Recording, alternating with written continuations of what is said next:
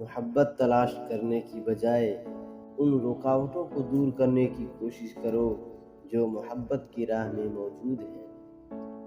جس طرح خوبصورتی سے محبت کرتے ہو اسی طرح اپنے ہر کام کو خوبصورت انداز میں کرو۔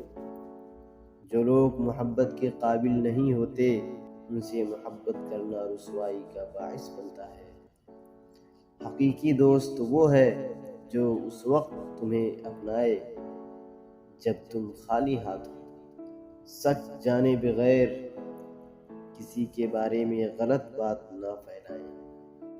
جس چیز کو تم برا سمجھتے ہو سکتا ہے وہ تمہاری حق میں بہتر ہو۔ برے کاموں کی سزا ضرور ملتی ہے مگر سزا کا انداز مختلف ہو سکتا ہے۔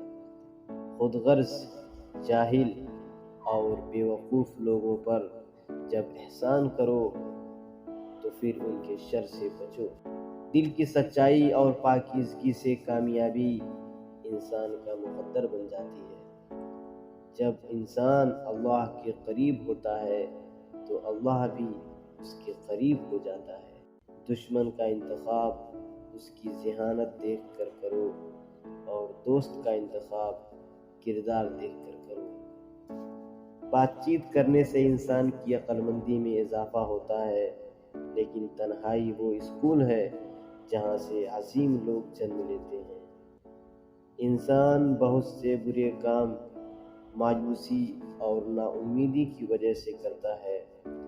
جو لوگ اللہ کی رحمت سے مایوس نہیں ہوتے وہ برائیوں سے بچے رہتے ہیں۔ وہ شخص خسارے میں ہے جو اللہ سے کیے گئے وعدے کو پورا نہیں کرتا۔